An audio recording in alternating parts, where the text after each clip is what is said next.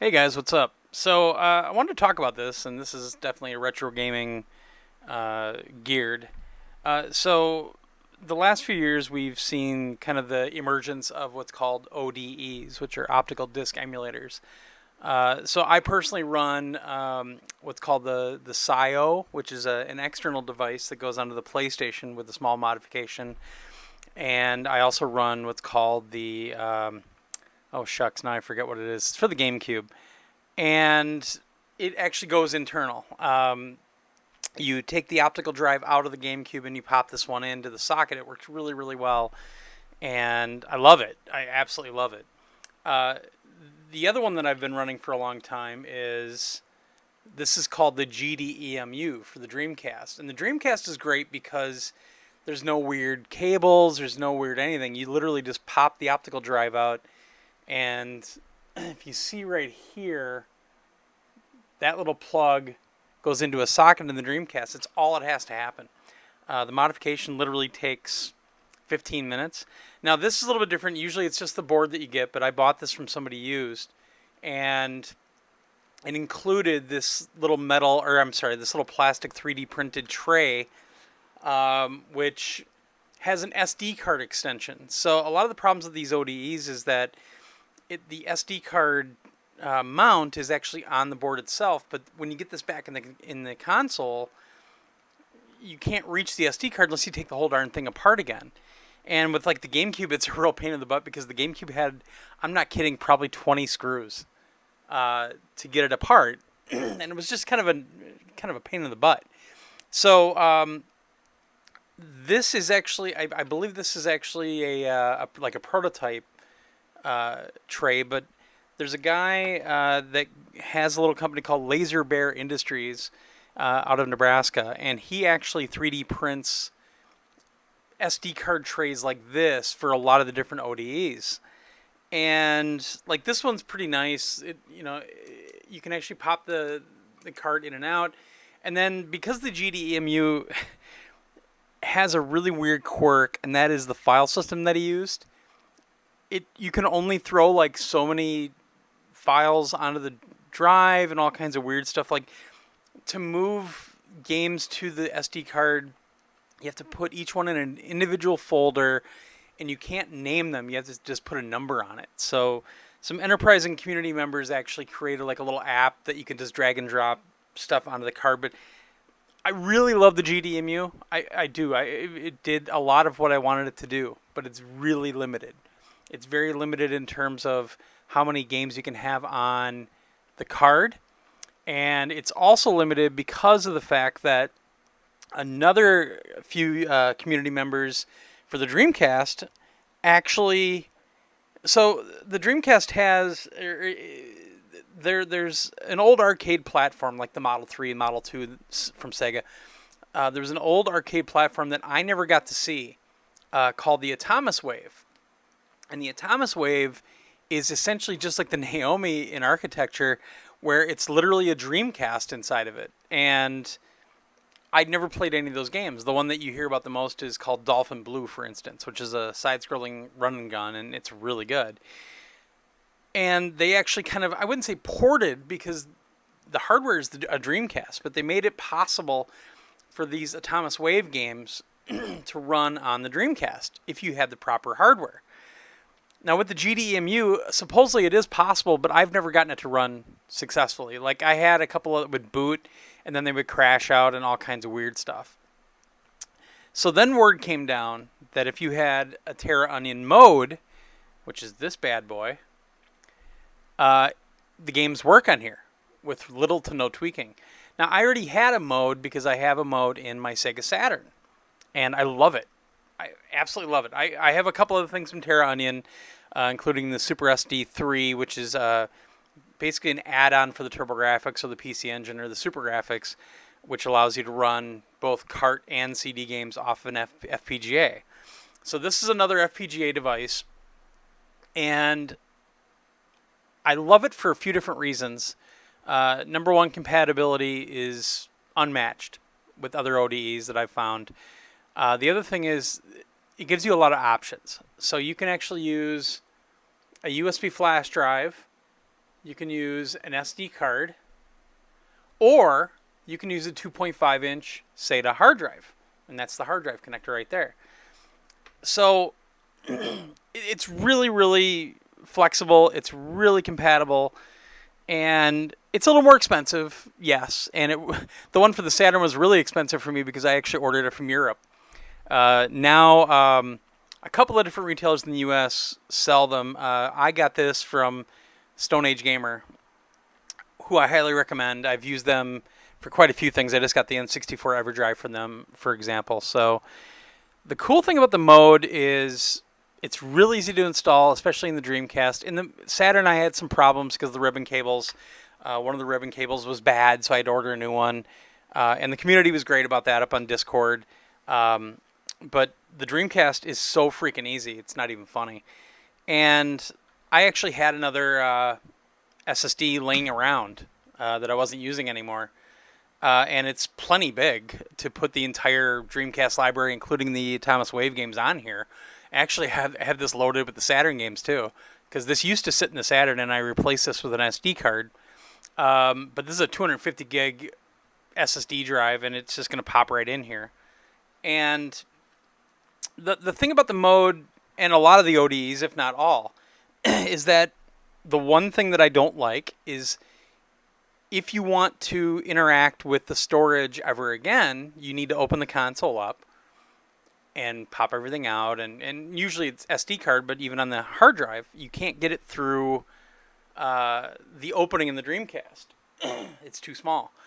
So for the Saturn, I actually just used, I don't think I have one around here. Oh, here we go. I actually got this for the Saturn. And this is just an extension cable for a SATA drive. And I just popped it through the opening where the optical drive used to sit, where the laser and everything used to be. This just popped right through the opening, and I set the hard drive inside the tray for the Saturn. The problem is that doesn't work on the Dreamcast. The Dreamcast, the tray in there is just a little bit too small, and I can't use this. So then emerges Laser Bear Technologies. So I'm actually in the middle of putting this together right now, and this is an SD card extender.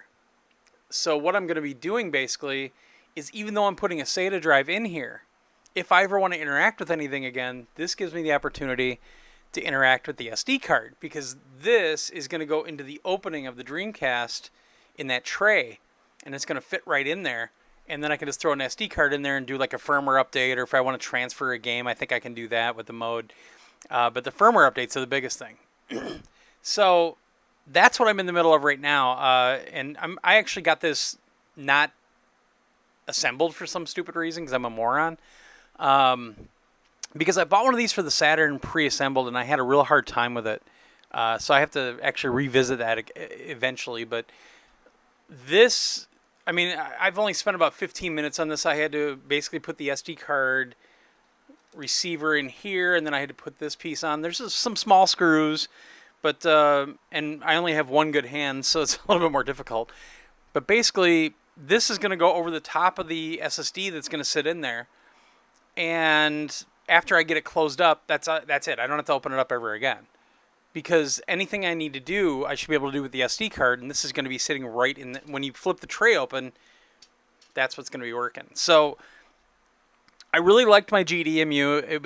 It was a thing before the mode was even announced for anything, and that's why I have it. But I gotta tell you, man, I am really happy with this on the Saturn. I was waiting for this to get delivered, so I actually threw this in the Dreamcast because it's so freaking easy in that thing. It's literally just pop it in the socket and you're good. There's no settings you have to set, anything. And this Dreamcast actually has the HDMI installed as well. So it's the ultimate Dreamcast in my opinion. And this mode works so well. You just drop the files on a folder. You navigate through it, picks everything up. It works with the GDI format, CDI format, just disk juggler files, everything. It's very, very compatible, and that's what's so great about this. So yes, it's a little more expensive, but man, if you can get one and you're thinking about doing something like this, get the mode. I'm really happy with this. Now, the GameCube, GC Loader, that's what it's called. The GC Loader for the GameCube is fantastic. I've had no problems with that one either, so highly recommended. And the GameCube is just as easy in terms of connecting this. There's no ribbon cables or anything. It's just getting to it takes longer because there's a lot more screws. But after this, I'll show you the finished product, but I'll record some footage, and you'll see how great this thing works, but also how great the HDMI for the Dreamcast looks, because I have had so many problems with the Dreamcast in terms of getting good video out of it for years. Ever since, I mean, for old, CRTs and everything was great. I had a VGA cable right away. I had a VGA monitor that I ran it on, a big 21-inch monitor. It was awesome. But the VGA connection on the OSSC, I have done nothing but struggle with that, and it just hasn't been a very pleasant experience. And I got the HDMI installed through a modder. It goes by Mobius Strip Tech. I usually go to him for all my stuff. Like, I have a PlayStation HDMI now, and I've asked him if he's going to have any time to do that, and we're arranging that right now to get that installed. So, I mean, the problem is right now all the modders seem to be really backlogged, like Dragon's Horde and whoever else. So, and Voltaire. But yeah, I'm really happy with this. It's funny, I never really wanted a Dreamcast when they first announced it because of the flop that the Saturn was at the time in the US. And I just happened to be at KB Toys on the launch day of Dreamcast. I was at the food court of the mall for lunch, and I said, I'll stop over and see how they sold, and they had one left, and I bought it. And the Dreamcast has become one of my favorite consoles ever. It came out at a great time in gaming. I love the visuals to this day. I don't feel like they're that dated at all. I mean, they're dated a little bit, obviously, compared to the PS4, PS5, Xbox, but I really love the Dreamcast, and I wish that the library was bigger, but what's there is really good. And those AtomisWave games, I've only played a couple so far. There's some really fun stuff on there. So it's great not only adding the ease of use with the mode over the GDEMU, but now I get to discover these new games that I've never been able to play before. And it's been so much fun. It's so much fun that she's just sleeping, as usual. So, but yeah, I just wanted to talk about this a little bit, and I'll show you some footage afterwards, maybe talk over it a little bit, but just took the time to install this today because it's not too brutally hot up here yet. My office likes to get really warm in the afternoon, so I assume this will be done probably within about 10 minutes. I'll have it installed in another 5, and I'll be good to go. So stay tuned.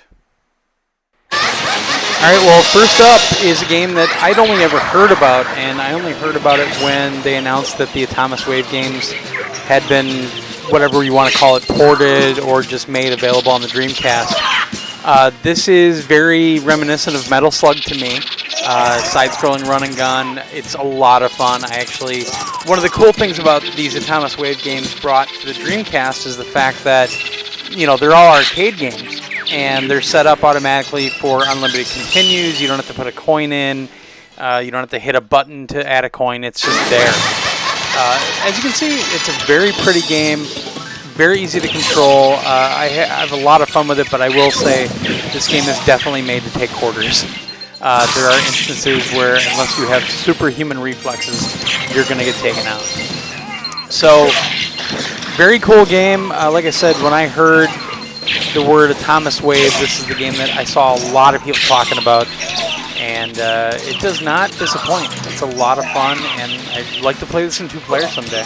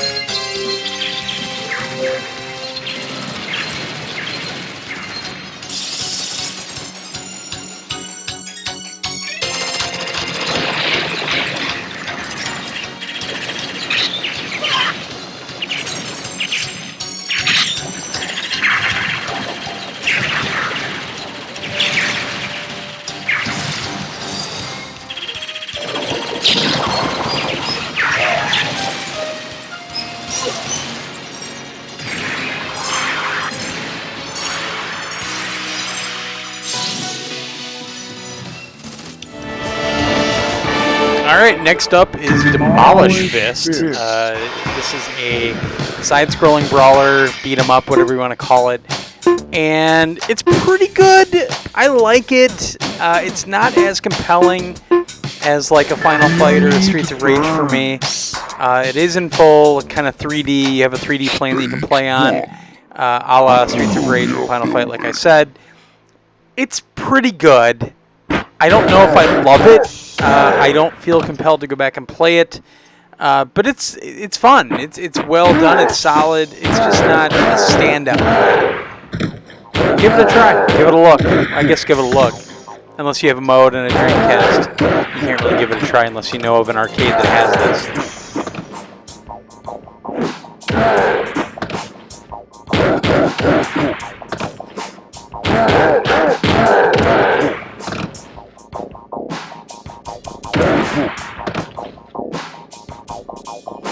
Go!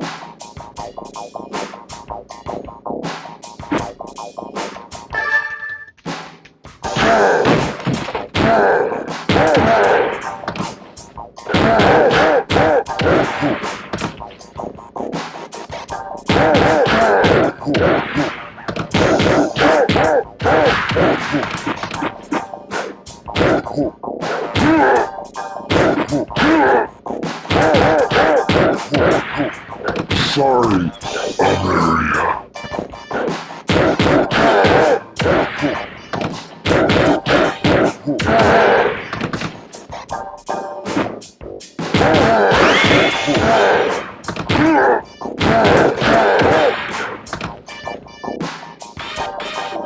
Go!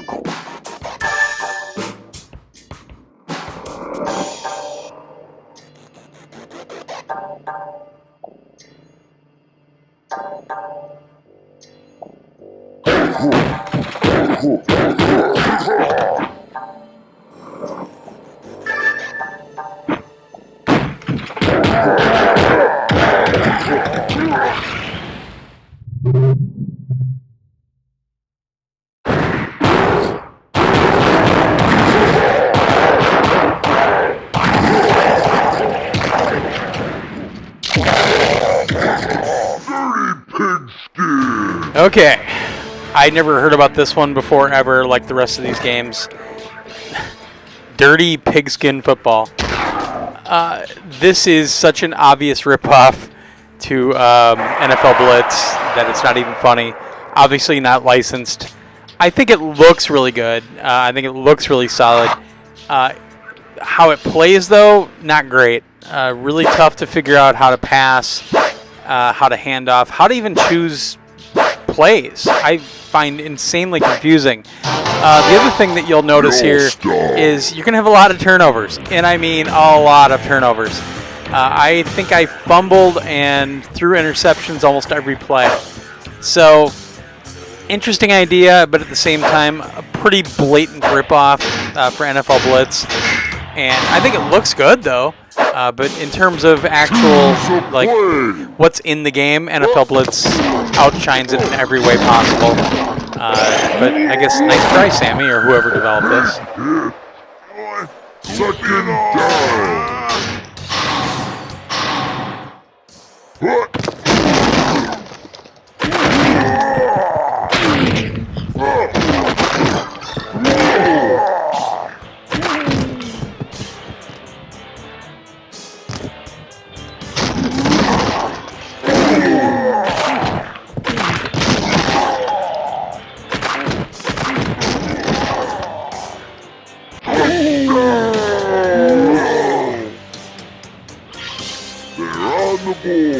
First down.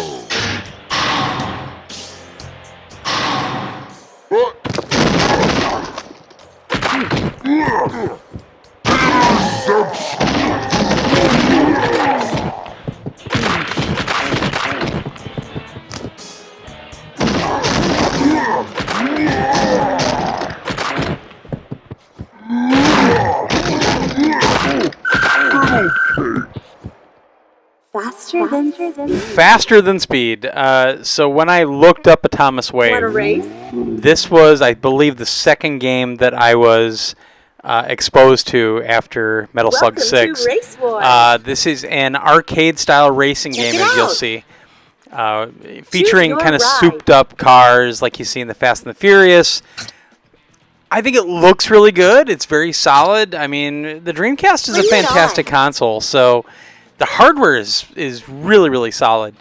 Gameplay-wise, though, this one didn't do it a lot for me. You've got this cool nitrous oxide turbo maneuver. Show your skill, baby. But overall, I thought the track layout was a little bit boring, I guess you would say.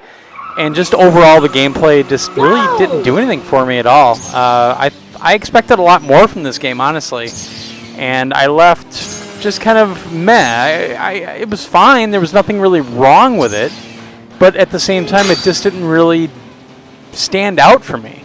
But as you see, pretty good draw distance. Not infinite, but pretty good draw distance. A really great use of color. I love the different texture maps on the car where it's showing all the lights flying by, even though they're not real lights or anything. And also, don't forget, this game is made for a steering wheel, so using a controller for it is a bit odd. But it's a neat game. It's really cool to be able to see this. But am I going to come back and play it? Not a lot. Not often. I'll play it on my big 65-inch TV to check it out, but I really don't need to play this again, honestly.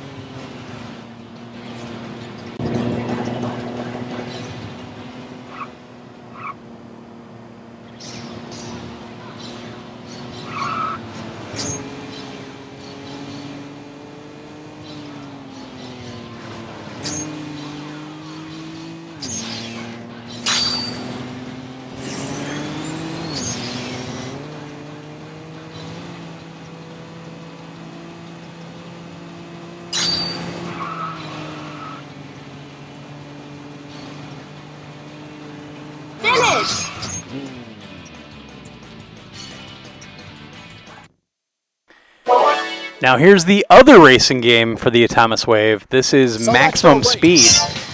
A little bit different style. I would almost think that this is more like Daytona USA instead of like, you know, the Fast and the Furious.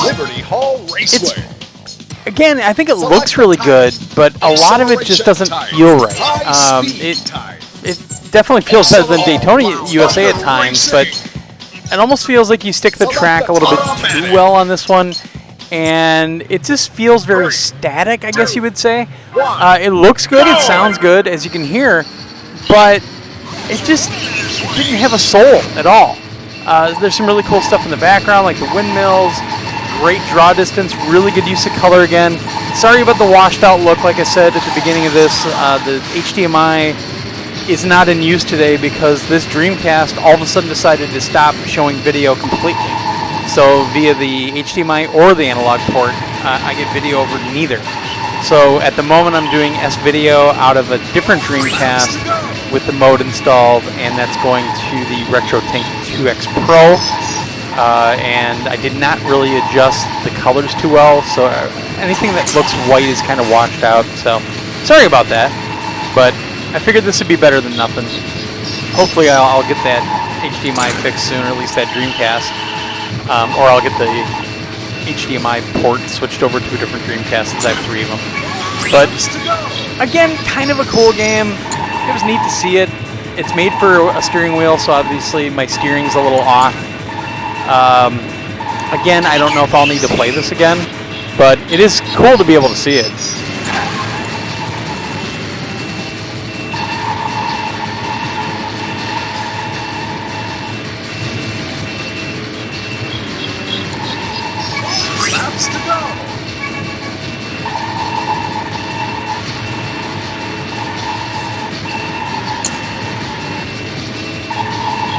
Take it easy.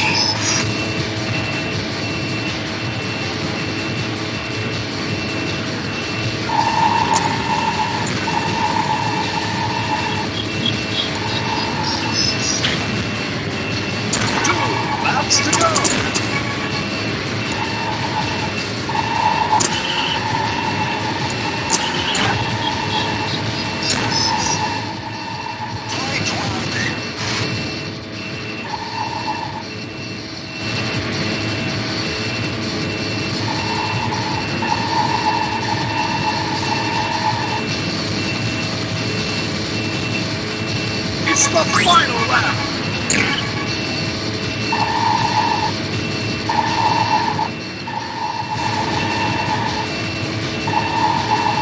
Your time looks great!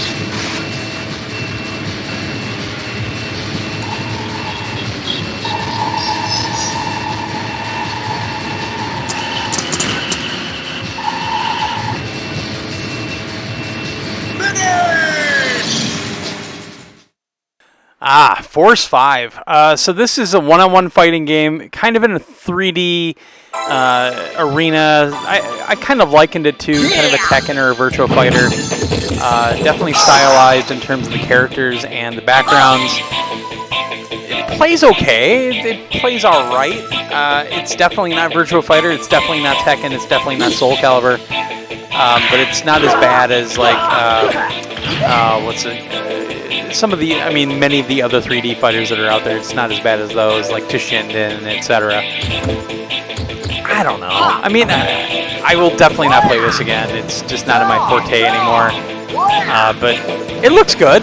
Again, it's using the Dreamcast, and it's got a great use of color, great use of polygons, and the textures look really good, but I don't need to play it. I'm so kind of over fighters nowadays, especially arcade fighters. But again, I'd never heard of this game before, so I wanted to give it a try.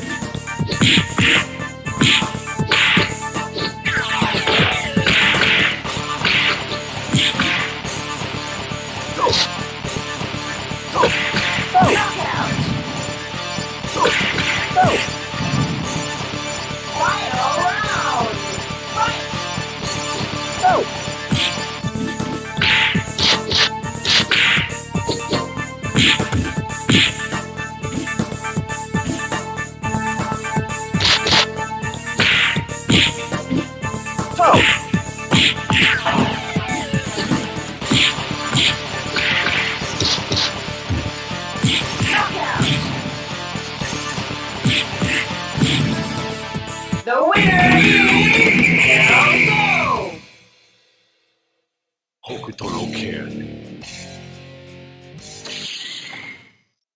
This is really interesting to me. I mean, obviously, I'm not the biggest anime fan, but I do know what Fist of the North Star is, and there have been quite a few games in the series over the years from this series. And I didn't know about this. I think it's pretty cool, though. The cutscenes here are showing characters that I recognize, and the animation looks phenomenal. Gameplay-wise, it's actually pretty solid. Again, do I want to play it? No. It's not really something that I feel like I want to play, but it's neat. It looks really good, I think, and you know, there were some PS2 games at the time that looked this good, and it's great to see something like this off the Dreamcast hardware as well. Am I going to play it again? Maybe if if like a friend wants to play because they like the series, but a cool curiosity, but not really anything in my wheelhouse right now. And as you can see, I don't know the moves, and I was just trying stuff and trying the classic Street Fighter moves to see if anything worked. And yeah, kind of failed miserably as usual, but it's still neat. It's a pretty solid game.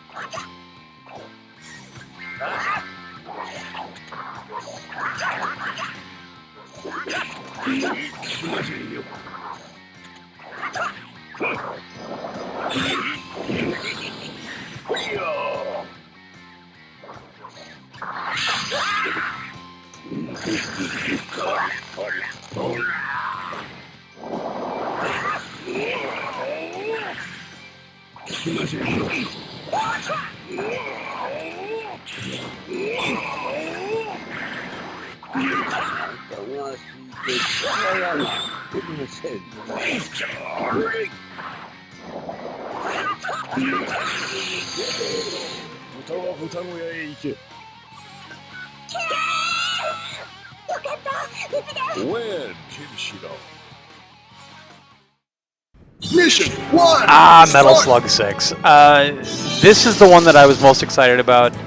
I don't know if I've ever played a conversion of this, but I think this might be the only game on the AtomisWave that has been converted. I might be wrong, but I don't know of any other ones that were. I'm a huge fan of the Metal Slug series. I've been playing them for years and years and years. And this really makes me sad because this game crashes all the time on the mode. So I don't know if like there's a newer version of this that I have to download or something, but it constantly crashes and it breaks my heart. There are some other games that I did not record, like there's a King of Fighters 12, I believe, and there's like an SNK Battle Coliseum that's on PS2 as well. Oh, so there is another conversion. And there's a Samurai Showdown that I did not play because I wanted to wait until I had the joystick up here. But I had to play this, and it's what plays before it crashes is really, really solid. Love the soundtrack, love the animation, love the humor of Metal Slug. This to me is pretty much all worth it. This and that Dolphin Blue game, because I love run and gun shooters and I love Metal Slug. So this makes me very happy. I just have to learn the game more so I don't look like such a fool in it. But insanely glad that this came out, and insanely glad that I'm able to actually play it. You'll see a lot of the Metal Slug tropes throughout this, and yeah. So I'll do some more videos later on the channel, and we'll show some of the other SNK stuff that came out. There aren't that many games for the AtomisWave. I think I'm only missing maybe 3 or 4 that I didn't show here, so there aren't a ton of them. But there are some pretty good games that I have not shown yet. Like I said, I just wanted to wait until I had the joystick to play. Even this, I'd rather play with the joystick. So, thanks for joining me, guys. Hopefully this was informative. Hopefully this kind of gives you an idea of what I'm always talking about on the podcast. And check out the podcast We Just Like Games, or hit us up on Facebook. The page is called We Just Like Games, or hit us up on Discord. I'll put that link in the comments. But thanks very much. Talk to you soon.